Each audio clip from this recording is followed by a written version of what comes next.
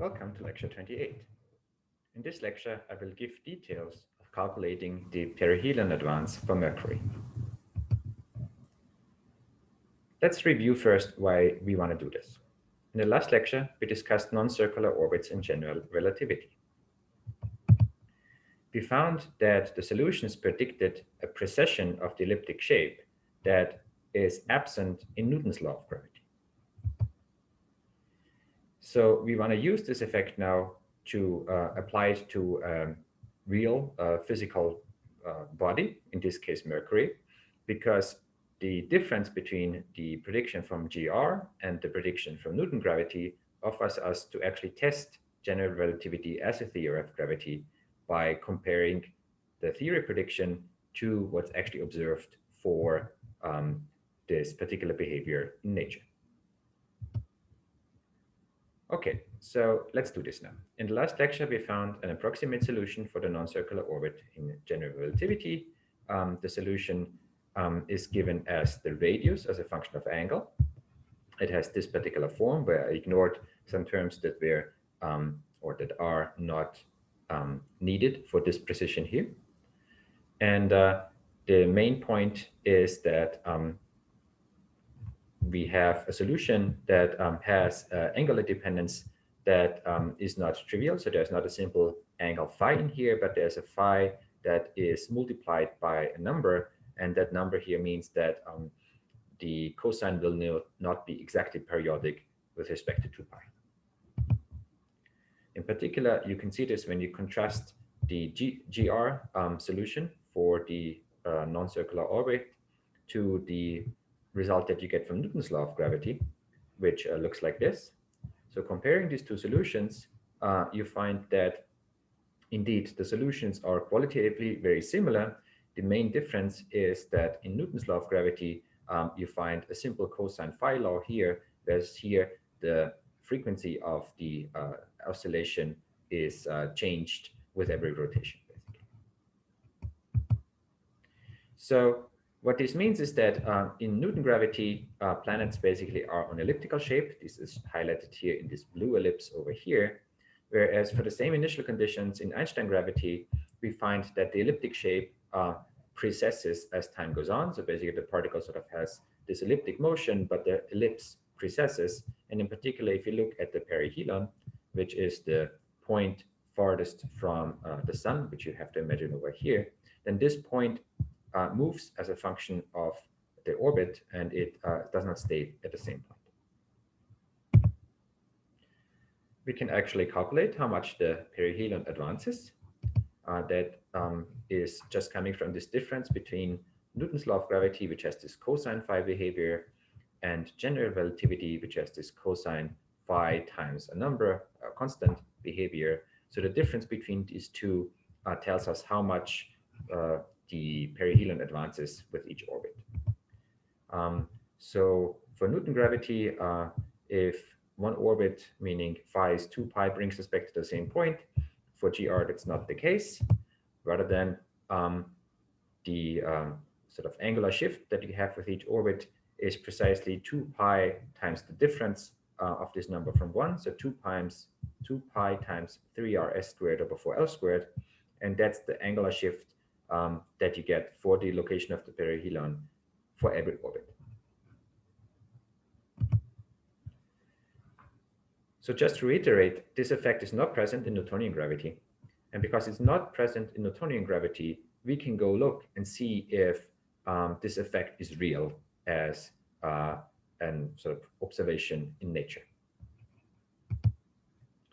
If we reinstate all the constant, in particular, if we reinstate the Schwarzschild radius as 2gm, then this perihelion advance per orbit takes the following form. It's 2 pi times 3 Newton g squared, mass of the central body squared, over angular momentum per unit mass for the orbiting body.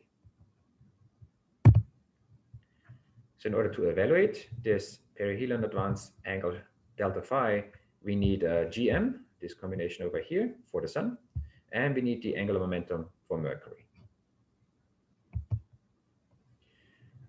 To do that, we sort of first use some basic insights from geometry. If you have a ellipse with semi-major axis A and eccentricity E, the radius as a function of the polar angle phi of that ellipse can be written in this following form. So this is something you might recall from your geometry classes. So you can see it has this form that it's a constant divided by plus 1 plus another constant times cosine phi. And indeed, we have a solution for our radius, for instance, for Newton gravity that has precisely this form. Ours is in the form of 1 over gml plus gm over L squared plus a constant times cosine phi. And since this is an ellipse, we can compare two sides. And in particular, we need the constants to match up. So if you want the constants to match up, we can bring this gm over L squared over in the numerator so that we have a 1, like the behavior of a generic ellipse over here. And from this, we find that the numerator has to be equal to L squared over gm. And this allows us to replace the angular momentum per unit mass of Mercury by other properties that sort of are easier to get at. Let's put it this way. So if you plug in L squared is gm times 1 minus eccentricity squared times A for Mercury into our result for the perihelion shift, we now find that the delta phi per orbit is now 2 pi times 3 gm over 1 minus e squared over A. Okay, so just to sort of stress this, so we want to look for effects that are observable. So we want to have this delta phi to be as large as possible. There's not much we can do if we want to investigate motions of planets around the sun, because gm here is set by the mass of the sun, and we're not going to change that. However, we can look at different planets, because different planets have different eccentricity E and different semi-major axis A. So we want to make this as large as possible, which means that we want to make the eccentricity as large as possible, so this gets to be large, or we want to make the semi-major axis A to be as small as possible. So the number we calculated, delta phi, is largest for the smallest orbit and or for the largest eccentricity. In order to figure out which planet we should evaluate this for, we can just do a table of the semi-major axis A and the eccentricity for planets in our solar system. I've listed the first few. Here I listed the semi-major axis in million kilometers, and I listed the eccentricity E. And what you can see is that Mercury, as being the planet closest to the sun, has already a very small semi-major axis, relatively speaking, and also has a large eccentricity, whereas other planets typically have small eccentricity and also are farther away. This table basically sort of shows that if you want to sort of aim for small semi-major axis and large eccentricity, Mercury basically is the planet of choice, because for this planet, the effect will be largest. Okay, now that we have the numbers, let's get quantitative about the perihelion advance for Mercury predicted from general relativity. So this is our formula. That's delta phi per unit orbit, If we plug in the mass of the sun, about 2 times 10 to the 30 kilograms, we find, if we express gm over c squared in SI units, we find something like 1.5 kilometers. If we then plug in the semi-major axis, remember this was about 57 million kilometers, that's 5 times 8 at about times 10 to the 10 meters. And the eccentricity, about 0.2 for Mercury, you plug this in, you find that delta phi here is 2 pi times 8 times 10 to the minus 8 radians per orbit. Clearly, this is a very small number. 10 to the minus 8 radians is a tiny shift in the perihelion per orbit. It would be extremely hard to detect that.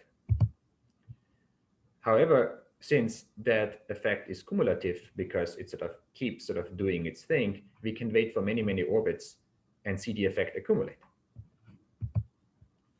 So let's do this. Let's let the effect accumulate, and let's let it accumulate for a long, long time. let's say we want to sort of figure out how much the perihelon for Mercury advances if we wait a century. So we start again with our result, 8 times 10 to the minus 8 times 2 pi radians per orbit. Then we convert radians into degree. That's 2 pi is 360 degrees. We take 360 degrees per orbit. Orbit is 88 days. So we get the perihelion shift in degrees per days. Now we want to convert days to centuries, and ignoring leap years, that's 36,500 days per century. Plugging everything in, we find a perihelion shift of about 43 arc seconds per century. It's still a very tiny number, but at least it's something that we want to sort of have a chance at measuring. Unfortunately, general relativity is not the only effect that leads to an advance of the perihelion for any planet, and in particular also not for Mercury. There are in particular other non-general relativity effects that pull the orbit of Mercury along, and these are mostly due to the gravitational tug from the other planets. So the other planets tug at the ellipse, and they sort of make the perihelion of Mercury's orbit advance, and they make it advance at about 532 arc seconds per century. So it's about a factor 10 larger than the predicted GR effect. If we take these effect from the gravitational tug of the planets, so non-GR effect, and we add in the GR prediction, the total theory prediction for the perihelion advance for Mercury per century is about 575 arc seconds per century.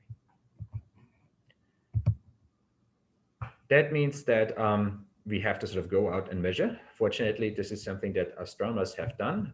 In particular, observers started finding this effect very early on. And in particular, there has been measurements and data for delta phi for Mercury since around 1846.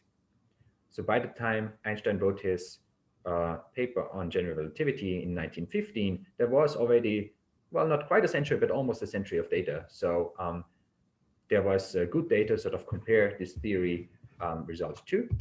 And the observation came out to be 575 arc seconds per century. Now, if you compare these two numbers, there is really very, very good agreement. And in particular, you can also see that without adding in the effect from general relativity, you actually would see a clear difference between the observed 575 arc seconds and the non-GR prediction of 532 arc seconds.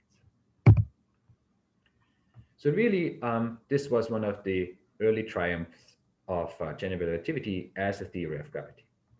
The theory prediction and the observations match up really beautifully. Also, without adding in the GR effect, there would be a clear disagreement. So really, GR is absolutely necessary in order to explain the observed perihelion advance. Without it, you don't get an explanation of why Mercury does what it's doing. The fact that you have such a nice an agreement really sort of serves as as one of the main pillars of why general relativity has become the accepted theory of gravity. And as far as we can tell, no deviations from GR have been observed to this date.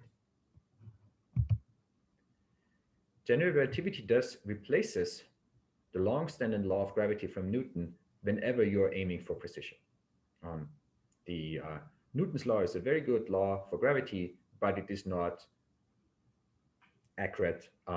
So really, whenever you're aiming for precision, GR really replaces Newton gravity.